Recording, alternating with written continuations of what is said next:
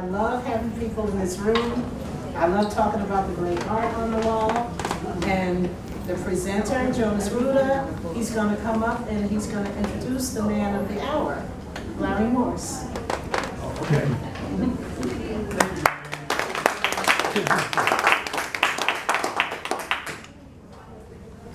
So I'm Jonas Ruta. I'm the independent curator, sporadic curator. These are the works of Larry Morse, who's here. And Larry is someone I've known for quite a while now. And we had a show 3 years ago in May of 2022. And so Marian asked for one of the paintings to be kept here in the lobby, which is of Iyaba Ibo Mandingo, who is, well, now I understand he's here. He's poetry. This is a series of Larry's paintings called Black Man Reading, and it's based on the fact that up until the Civil War, at least, it was illegal in the South for black people to be taught how to read and write, right? And so this was a big problem. Even after the Emancipation Proclamation, the law was struck down, it was still a matter of harassment and aggression against people, right? So this is the basis of Larry's show. And you see in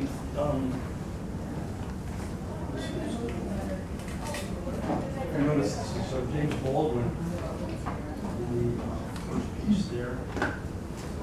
It's called The Black Book, teaching a young person to read. This is the philosopher and writer Richard Wright.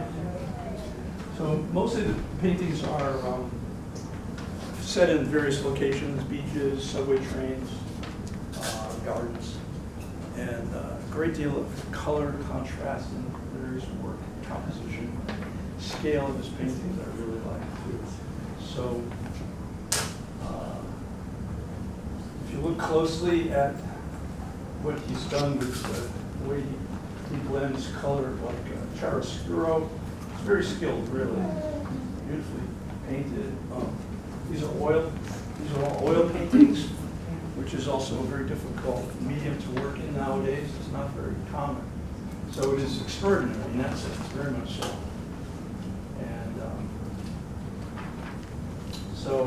And Larry is he's a Vietnam veteran. He went to the School of Visual Arts in Manhattan for his education, and he's a jazz musician as well as being an artist and a poet. And I've seen him read poetry extensively of famous poets, Walt Whitman and others. And he can actually recite for like the better part of an hour straight out of his head, which is amazing. So, and his own poetry, I hope he will read some of that tonight too. So we're waiting for Iyaba Ibo Mandingo to arrive. I think he is here looking for a parking space. See what happened with the parking situation today. So take your time. I really recommend looking closely. I mean, for instance, this is something I really like how he's blended the colors together and captured the sense of the water and the place itself. There's really a subtext about the paintings themselves too, because even now there is, a situation in the South of Jim Crow culture, which still is very undercover, but strong enough to grasp people.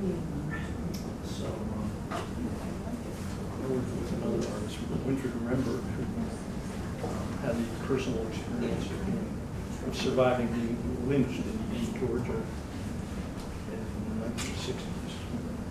His friend was killed, but he was saved by the sheriff. So there's a lot of stuff going on. So would you like to talk about your work, Larry, and maybe just go around and get more background? Would you like to I mean, you can speak format it in that manner? Just simply talk, because I have a... Whatever you'd like to do, that's okay. welcome. Okay. Okay. Very good. Okay. Thank you. Thank you, Jonas. Thank you.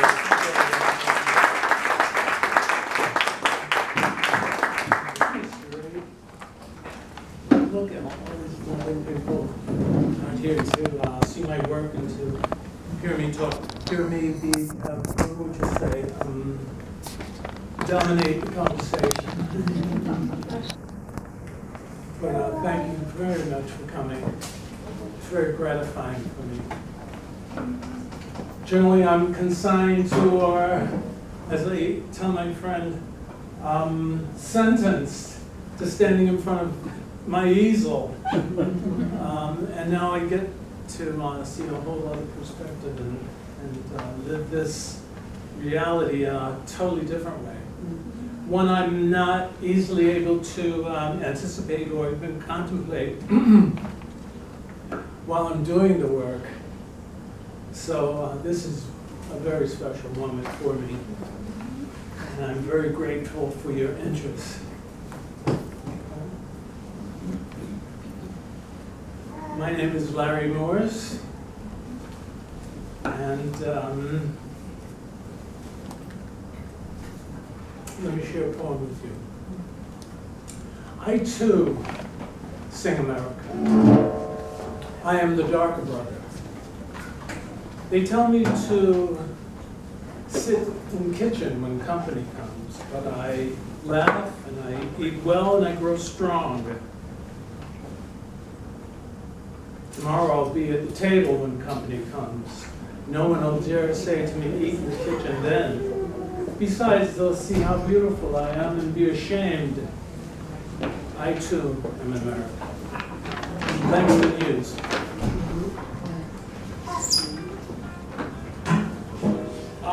In my talk, I'm going to hit on 3 points. The history of black readers in America, and the issue of that subject, and my history as a reader. And then I'm going to talk about the project itself. And after that, we'll have time for Q&A, I hope. I'd love to hear your questions and respond to them.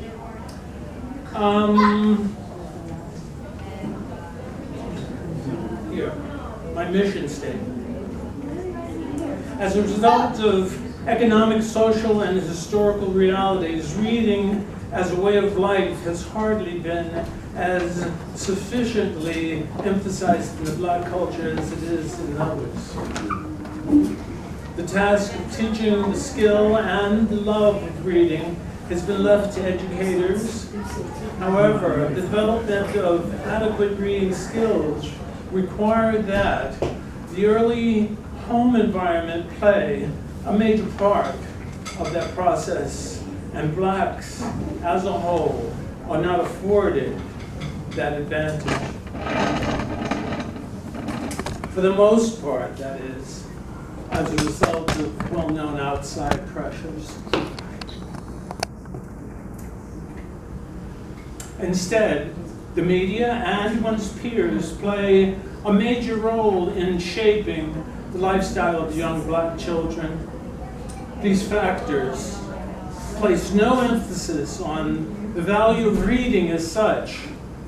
When we recall at one time in our history, it was against the law to read and to teach a black person or woman to read, let alone for black men or women to be caught in the act of reading, that the punishment could be death. For either we are reminded of the profundity of the subject. We are reminded of why it is now more than ever vitally important that black men establish the habit of reading and provide an example for others to follow.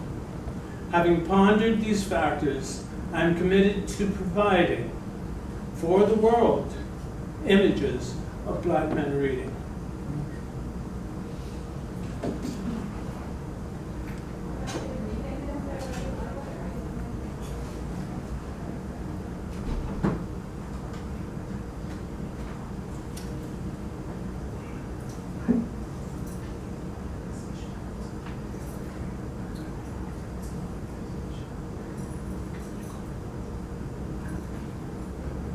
I dream a world where man no other will scorn, where love will bless the earth, and to peace its paths adorn. I dream a world where all will know sweet freedom's way, where greed no longer saps the soul, nor avarice blights our day. I dream a world where black and white, whatever race you be, will share the bounties of the earth and every man is free, where wretchedness will hang its head and joy like a pearl attend the needs of all mankind. Of such I dream our world. Nice to meet you.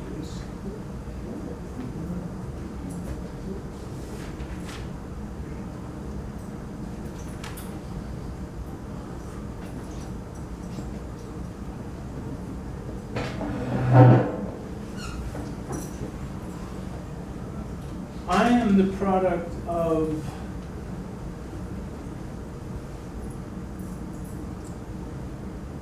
a mother and father who migrated from the South. I was born in Harlem, USA, and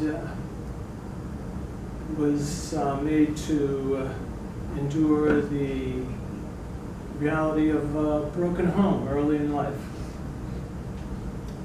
As a result, those factors took me down a not so often traveled path, and one that had its challenges, but it had its rewards also. In each step, I might endure and learn something which would ultimately give me a point of view that could be useful to myself, gratifying in that I've survived it, but helpful to others. Because for me, a very big part of my quest or self-image as an artist is to have others feel that they're not alone. And so I endeavor to do that whenever I can. Acknowledge that opportunity. My reading came as a result of interests I developed in life. I mentioned how I came from a broken home. As a result, that creates a vacuum in someone's life, but that vacuum was filled in unlikely ways. And as it relates to my my commitment to reading, it was filled by a father who was himself a avid reader. And we would later enjoy moments or time together discussing and sharing point of view or the things we'd learned from various books we'd read. We had I guess that was my first book club, without me realizing. Only now with this situation here to share as part of my life, I'm realizing that. Then the other of the three forces in my life, being my uncle and my grandfather. My uncle was very much into automobiles, having grown up in a region of our not so broad world. We're talking about Long Island, where automobiles was very important, or very prominent in the cultural layout of things. And he talked about Ferraris all the time, Ferraris. And what are Ferraris? I say to myself. So he showed me a picture of a Ferrari, but then it became important for me to know more than just the picture. It's a nice looking thing, wasn't it? But, so I took to investigating the subject and through magazines. And where teachers weren't so, either didn't have the time or weren't so prone to investing but so much of their time and their energies to teaching one guy, one kid to read.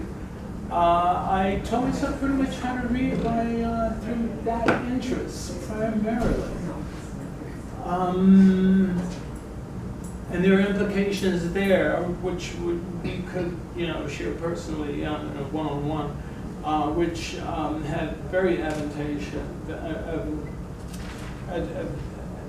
a great advantage to my development. But this is how I was introduced to reading, by that kind of circumstances. In school, I wasn't doing very well in my early school experience because I had a home which afforded me the ability to duck out on homework. My mother was always working, right? And was not able to monitor my homework affairs as maybe another mother might. But, and I took full advantage of that. My world was the playground, was the athletic pitch, was the, so I developed into fairly, let's say, proficient athlete. But upon reaching high school, where that fact became great, I have to say, underline that, cachet for me. It got me into parlance, where the individuals who showed me recognition were themselves of a caliber that I, on the other hand, was more impressed with them. They knew stuff. They were smart. And I thought that was just the coolest thing. Some talk about my my gift for recitation. It comes from being gifted with a rather uncanny memory strength, or strength, powers of memory. And as a result, that got me through my early education. In that, I allowed or relied on my schoolmates to do the homework, and then I would simply sit there nice and quietly, and I had and just draw off of what they had learned at night when I was doing other things. One of my teachers said to me, "Larry, you're the greatest sponge I ever knew." And I said, "Gee whiz," to myself, what does that mean? It took a while to understand what she meant, but she meant it profoundly. And I was just lucky, after all was said and done, to have that facility. But lest I ramble, I had enough under my belt that at a certain point in my high school experience, I was able to put the pedal to the metal and get down to some really serious business. I quit sports altogether, surrounded myself with smart people, and got out of there in 4 years, which was an amazing task or feat in the eyes of some of my educators. they were anticipating that this athlete would spend 5 or 6 years in high school and therefore become, there's a word for it, where you have this virtually an adult in high school playing sports who's just killing them and giving a great name to the educational or the athletic department of that school. And this is something I had witnessed coming through. And as much as I was in awe of these individuals and their abilities, it did occur to me, gee whiz, you're a grown-up and you're playing with kids, you know? So I just didn't see, I couldn't picture myself that way, and that became a tremendous motivation for me to get out of there. And there's one story, so all of this, my graduating from high school in 4 years, all rested on my ability to, here's the conversation. My high school teacher, my high school English teacher, he says, "Okay, Morse, you're on the border, and in order for you to graduate, I have one requirement for you, so that I'll feel good about myself. I won't feel guilty that you're so close, but no cigar. But I'm going to give you a chance and see what you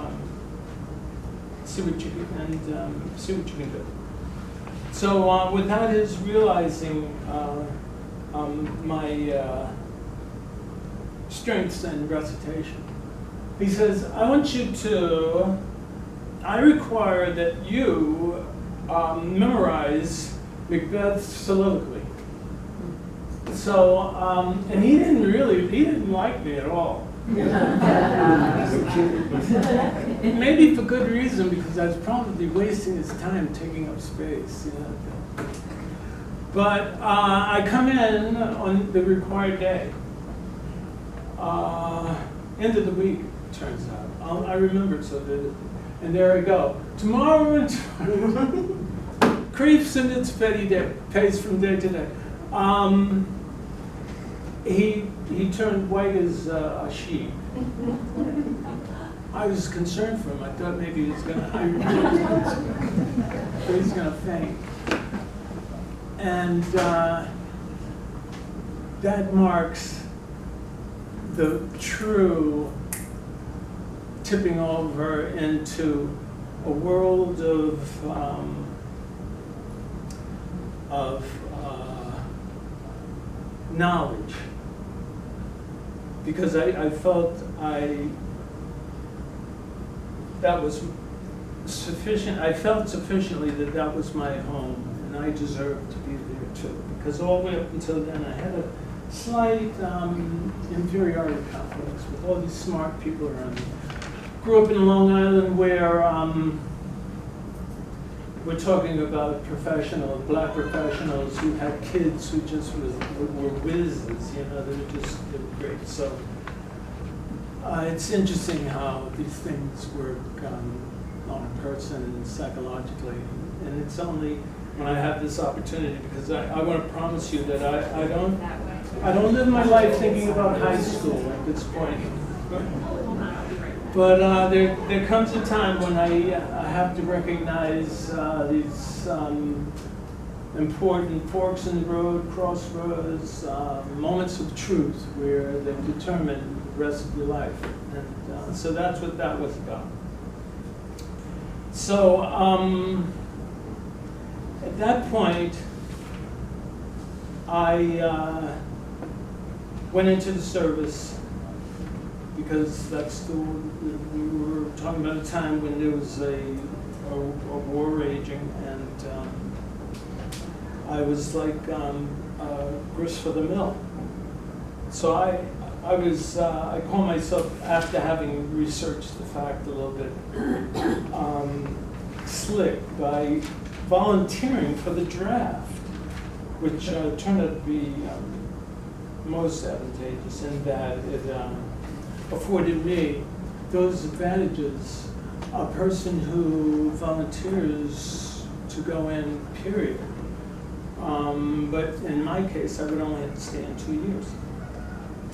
So as a result of my military experience, I was afforded,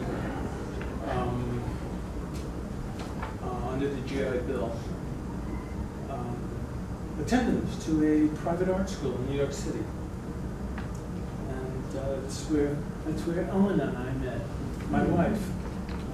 And the rest is, as they say, is history. But that was an extraordinary turning point as well.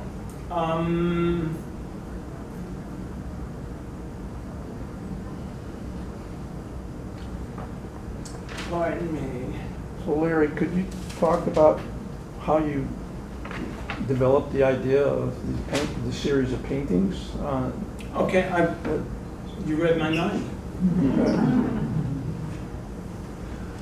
Especially the first two, the relevance of the Richard Wright painting and one of James Baldwin. I wrote, okay, that falls right within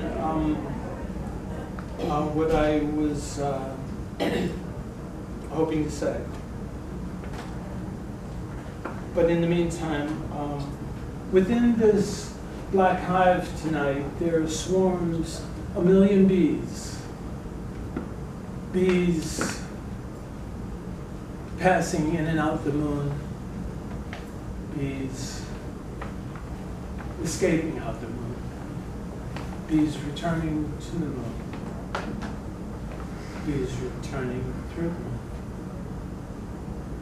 Silver bees intently buzzing. Silver honey dripping from the swarm of bees.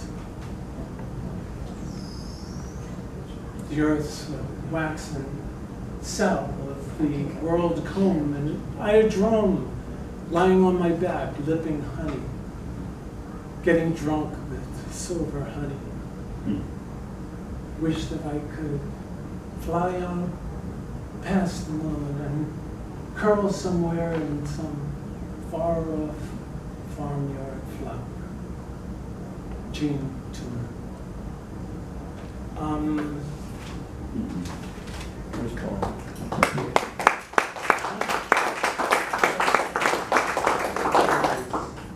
Thank you. To answer Jonas, yes. Jimmy Baldwin. When Ellen and I, as I said, we met in art school. Art school. It's really a college, and anyhow, I don't know. I get lost in I digress. Because it was such a rich experience. So much talking about pivotal moments in one's life. That would go down as the turning point of my life. But when Ellen and I reunited after having lost each other for decades after school was over, the subject of Jimmy Baldwin, Richard Wright, others came up, and the first thing I said was, well, I've read everything that Baldwin and Wright wrote. And Al gave me a book of Richard Wright's biography, which then set me on another course to investigate the lives of these incredible people, these incredible authors. But here's Jimmy Baldwin.